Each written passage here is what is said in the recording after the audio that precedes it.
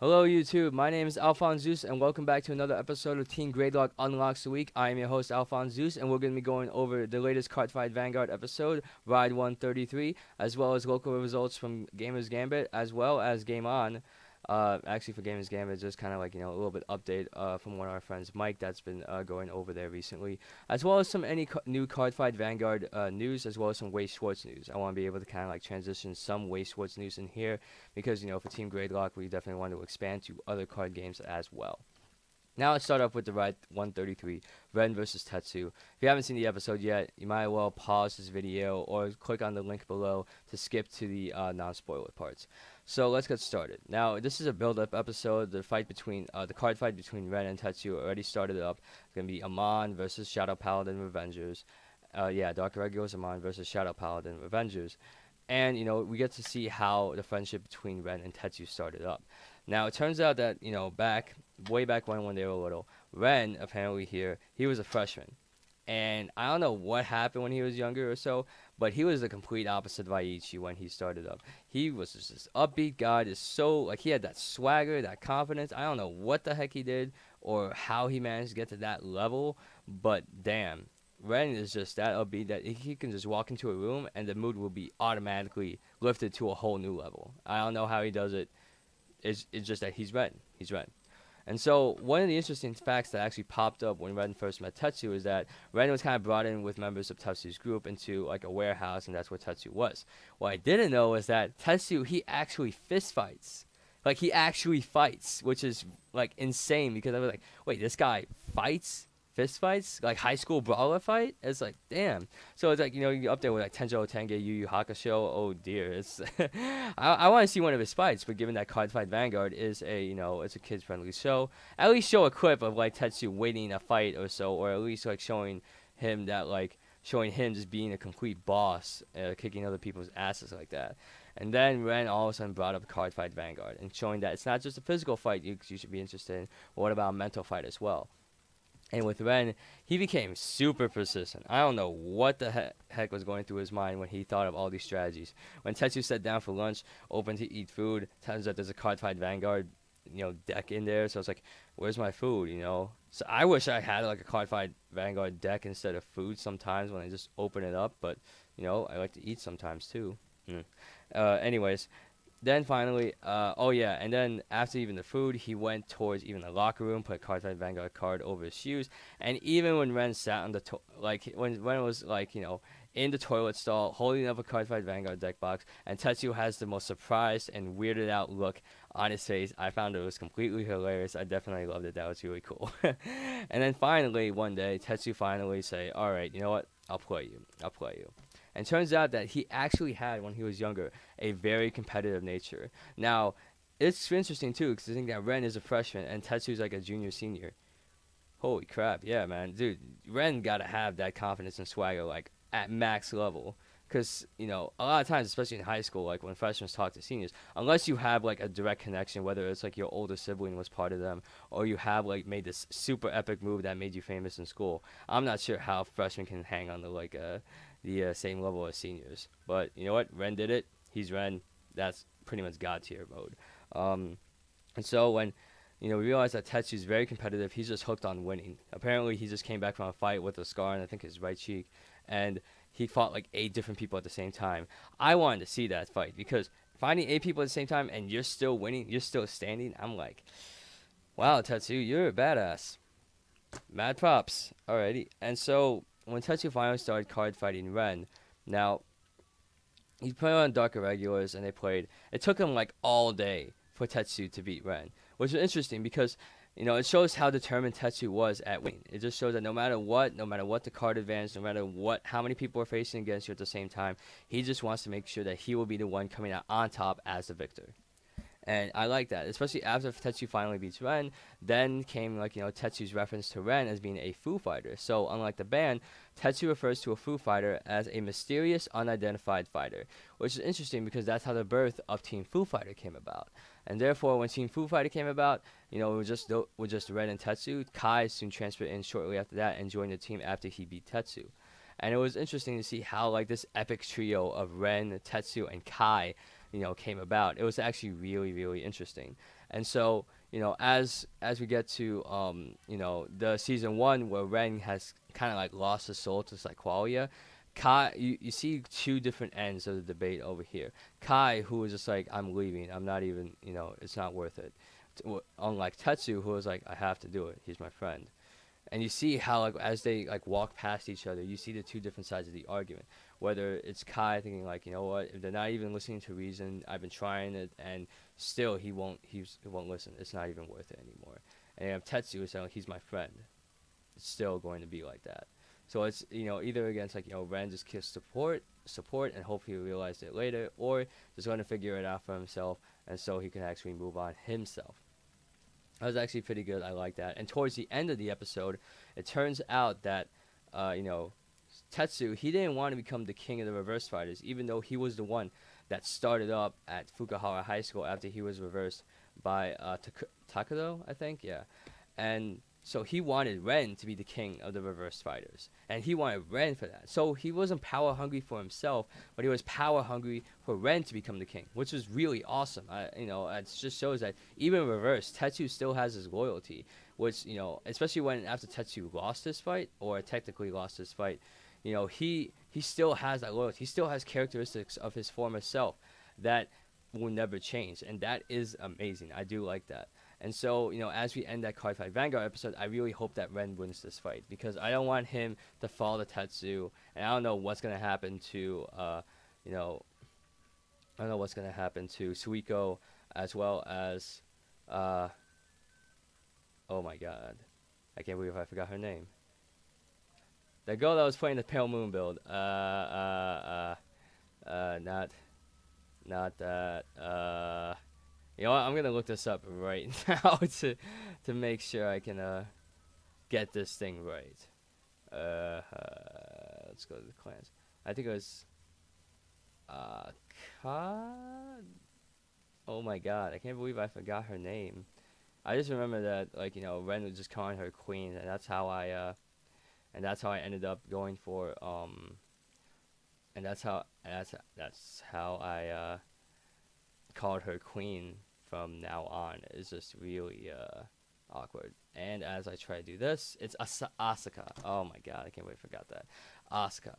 And so, I don't know what going to happen to Asuka and Suiko if Ren gets reversed. I don't want them falling to reverse again, because they already proved their worth, and Ren has been on a steamroll ever since he unreversed Suiko. He just carries on. He wants to make sure. I want Tetsu to lose, just so that Ren can get there. Now, as we end this Card Fight Vanguard episode, now let's get into the local results. Let's start off with just a brief kind of overview of Gamer's Gambit. I haven't been to Gamer's Gambit myself. I know that Mike, a member of Team Gradelock, he's actually been over there and killing the competition there with his Pale Moon deck. Now, I want to know what his Pale Moon deck is like. I know he runs Lequier. I want to know what other cards that he has in that deck that causes him to consistently win at Gamer's Gambit. And he top 4 too, so top 4 they split, but he won. And that's actually really, really interesting. I want to see how Mike is going to do. And so, that one day I want to see if I can try and go to Gamer's Gambit, but hopefully it's going to be sometime this summer, so I can actually do a more detailed breakdown of the competition there. Now on to Game On. We only had 8 people for our tournament, and I had to borrow 2 verts from Ian to do at least a somewhat viable Prism build deck. I was only missing 1 Labrador and 1 Celtic, but the deck is still runnable, because I replaced that 1 Celtic with the 11k Limit Break 4 attacker for the grade 2, and just stick with 3 Labradors and have 4 birds. First match I went up against was CK, and he was using the end. Now it came down to kind of triggers, but that break ride really did help out, because when you just ride, you draw a card, return 2, and then with Koro, you return her as well. So you return 3 units to your hand, and you can set them up again. Now the strategy that I want to use, especially when going for late game and you want to push for it, is that switch your full field. I would rather have the rear guard behind the vanguard. I would have the vanguard booster rear guard circle open, and I would have 1 rear guard circle from each of the rear guard columns open and 1 filled in, because with Celtic and Clear, I can just give +4 boost to whatever. And with Vert's Break Ride skill, when I broke road Labrador over Vert, you know, I managed to give like, you know, 3 +4s to Feluca and the 10k vanilla for grade 2. So now we got 14k attacker and an 11k booster, which is very interesting. I definitely do want to try that out. And then, you know, I pushed, so the guy had to drop, you know, since I got triggers, he had to drop more than one card because, you know, with the columns that I'm making right now, especially if I put just, you know, +4, the highest I can go is like 21k, which is good for break ride format, but not good for cross ride format. Now, what I can do is that Labrador skill is just too good. The thing is, though, when you commit, you have to commit. That means that what I did is that I left Feluca and I left, I think, a 10k attacker there, a 10k vanilla. And what I did was just call Celtic, call Celtic, special counterblast, return her, soul blast 1, +4 here, +4 here, and then activate again, +4 here, +4 here. So I add 8k to my to each of my rear guard columns. That's pretty good, especially given that now you can swing for like 24, 25, 26 even. Oh dear, it's crazy. Actually 24k, I think that's the highest I managed to reach it, which is still good for cross ride format. Now, that Labrador skill is very good, especially when you break ride, because her Labrador is swinging for 21k. When you superior call those 3 Bermuda Triangle units, you manage to get that 10k and an extra critical. The extra critical is so good because it applies so much pressure. It's really good. It's really nice. I do like that. And that's how I managed to win, because both times when I did the Labrador skill, he had to do a 1 to pass because he ran out of perfect guards. And so, you know, each time was a heal trigger. Just that second drive check was a heal trigger. Unfortunately, he got a heal trigger on his on the first turn, but then on the next turn, I managed to kind of, you know, crit him again with another heal trigger when he made it a 1 to pass. Next game, I actually went up against Ian, another member of Team Gradelock, and, you know, he was using the end as well. And so what happened in the first game was that he completely rushed me down. So I think that's the weakness with the Prism build, is that if you get rushed down early game, it's going to be extremely hard to come back late game unless you got heal triggers early on. Because when you rack up that damage, it's hard to, you know, focus on just limit breaking and using, you know, skills when you're already at 4 or 5 damage and you just did the break ride already. So it's very intimidating. It's very hard. Now, in the second game, I accidentally misread the limit break. I accidentally limit braked when it was at 3 damage. So even though I won that match, I still felt like really bad about it. And in the third match, he just got the better upper hand on me, and I couldn't really do anything about it. Especially when he was crossfit the end and he was swinging for 21k at my rear guards. I couldn't do anything, especially with the cards I had in my hand right now. So props to him. He made it to top two, and the other one who made it to top 2 was actually Alex. Alex has been a prospect for you know, a potential prospect for Team Gradelock, and in order to join our team, you need to be 2 members in the best of 3, and you have to have another member of Team Gradelock to see the match just to confirm everything. And Alex, he already beat Henry actually, so now he has to beat 1 more person, and then he can join up in the ranks of Team Gradelock. And I feel that's good because we're growing our team. We're learning a lot about how we can you know, like grow and add more content to the channel, get more viewers, and hopefully, you know, we can build this up and do like giveaways and, you know, all of that good stuff. And hopefully this channel can become even bigger. So now the only, you know, you won't just see me, you won't just be seeing Henry and myself put up videos, but you'll be seeing other members of our team putting up videos as well. Now that pretty much the local results, and, you know, I feel that the Prism build is really good. It doesn't completely break the format. It's still a very good, viable contender. I know that when Mike he went over the game as Gambit, there were just only 3 Bermuda players, and they were already knocked out. So, you know, we'll just have to see what happens for next week. I'm not sure if I'll be able to visit my local, but, you know, I'll definitely give updates as I go along. Now, Cardfight Vanguard news. Over the week, we had a lot of updates about the new extra booster for the Mystical Magus. Now, the Mystical Magus is pretty much for OTT, and they're including Break Ride and Persona Blast. And I think these units in particular are now making OTT a very, very competitive deck. I do like what's going on. Battle System Monica. Wow. So, when she's 11k, Counterblast 1, or a special Counterblast 1, I think, if it's, is it that? No, it's just regular Counter Blast. Oh wow, so that's even more broken. So Counter Blast 1, Persona Blast. Look at the top 5 cards. You take 2 of them and add them to your hand. And then you put the rest in the bottom in any order. I can use that for Tsukiyomi. I can definitely use that. Of course, I'll only have maybe 3 copies of I'll only have 3 copies of, you know, 3 copies of Battle Sister Monica. But hey, she makes a great 11k Vanguard because I've been using CEO up to this point, and she just can mowed down by, you know, Aqua Force, especially with the 10k rear guard attacking. Now, what's been going on is that also another thing is their Break Ride unit. Their Break Ride unit is the Hexagonal Magus. Hexagonal Magus. I do like how they incorporate the shapes into it, and this Break Ride is completely broken because it's now even better than CEO's Soul, Soul Charge and Scry. It says here that, you know, when an Oracle Think Tank rises unit, look at 3 cards on top of your deck. Search for 1 card, put it into the hand, and then put the rest on the top in any order. And then your Vanguard gets plus 10k. That is probably the best Break Ride I have ever seen. Because then people are even going to be nervous about putting 2 to pass. Because, oh, hey, I see 3 cards. Oh, this draw trigger is not supposed to be here because I'll draw into my critical trigger. So, crit and draw, and I'm going to put this 3rd card into my hand right here.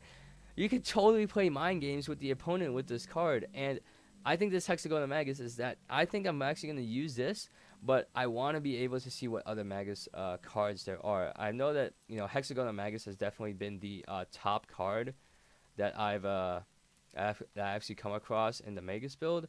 I know that there were a couple others that were really good, and I do like how the Magus focuses on just, you know, that scry power as well as, you know, just like predicting. It's a lot of predicting because there's other units, say like here, I'm looking at a card right now called Stellar Magus. Counterblast 1, when this unit attacks a Vanguard, you may pay the cost. If you do, declare the name of an Oracle Think Tank unit. Reveal the top card of your deck. If the revealed card has the same name as you declared, I can put it in my hand. And if it's not, I can choose a card from my damage zone and turn it face up. So, and she's 9k. That's amazing. That's too amazing because it's a plus. It's kind of like a plus no matter what. Because all you have to do is if you guess the right name, that goes into your hand. If you don't, you just put it, and you just get a damage card from the damage zone and turn it face up. I'm not sure what the I'm not sure where it goes if you guess it wrong. It doesn't say you return it to the top of the deck because that would be too broken, and would have been like, and you can use it vanilla. You don't even have to worry about being at Magus only, and that makes it completely broken. And so I'm really looking forward to the Magus. I think this is definitely going to make Oracle Think Tank a very competitive deck. Definitely up there with the Eradicators because, you know, you are now putting so much pressure that you're making 2 to pass seem like that's not hard. Oh, I got double triggers, so you're going to put 2 to pass on me and you're at 5 damage? Crit, yep, Vanguard to break. It's probably one of the best final turn cards. I wouldn't mind like break writing like Hexagonal Magus on my, like, you know, over and over again just to put on that pressure, thinking like, oh my god, do I have to waste my perfect guards right now, or can I do something else? It's extremely good, and I know they have kind of like something that looks similar to a Silent Tom type person. I know there's Oracle Agent, but this guy's not even. There's no double or triples, but this guy, Oracle Agent Royals, says that he's 9k, and his unit attacks hits a Vanguard. I can pay the cost. Now, if I do, I'll look up the top 5 cards from top deck, search for a grade 3, reveal it, and then put it into my hand. So that means that I can search out for other Hexagonal Maguses even better with this guy. Now, he may not be like Silent Tom, which can put some pressure, but I think Silent Tom is definitely going to make a comeback in the break ride format now that, you know, a lot of the break rides are only 11k. So with Gemini, he can definitely make it, like, you know, you have to drop 2 5k shields if you want to get past him. Now, after that, I actually want to talk about the Weiss Schwarz. Now, I've been playing a few Weiss Schwarz games. I've actually been doing pretty well for myself, learning, like, you know, the ins and outs of the game and when to kind of go in and when to just, you know, when you're steamrolling, you want to make sure you can't give the opponent a chance to come back, even though if they hit climax cards. I actually also ordered a Sword Art Online booster box on Amazon. I think there's still 7 left on Amazon for $79.79. $79.79, and it's free shipping, so you don't have to worry about paying anything extra on top of that. So I'm expecting that anywhere between August 1st and 6th, and I will do a Weiss Schwarz box opening just to see what I can do. What I've heard though was that a friend of mine, Alex, actually from Game On, he bought a booster box from Game On, and he only got one holo, and that. So it turns out that even though you get a booster box and you invest that money into it, you won't get that set number of cards that I would guarantee like you would get in a Vanguard box or even a Yu-Gi-Oh box. And that kind of worries me, but I hope that if this actually works out to me, I'll see if I can try to just order all my Weiss Schwarz stuff online. I'm definitely working on a Weiss Schwarz Sword Art deck, and the build that I want to do is a green-blue build with Leafa, because I've seen some of the cards of Leafa, and they are completely power heavy, and I love that. I definitely want to try that out and kind of just keep on power, because I think that power is definitely important. And with Asuna, especially her Accelerate, it really helps getting over those twos, and especially when you see that they only have two cards in the clock, you can start retiring stuff like a lot better. You just have to make sure that you have at least 3 to save, maybe even 1, because when you save at least 1 of that Asuna with the Accelerate, you are saving yourself a lot of time. And plus backup cards, I have to keep on reminding myself that I have backup cards in my hand. I can just do that in order of using like Encore. I can just use 1 from the clock instead of 3 from the clock to save them. And I hope that we can start doing Weiss Schwarz tournaments very soon. I know Mike has definitely gotten the Weiss Schwarz as well. He picked up his Fate Zero deck. Looking forward to the booster box, and he got a signed card as well. I think it was the Saber card.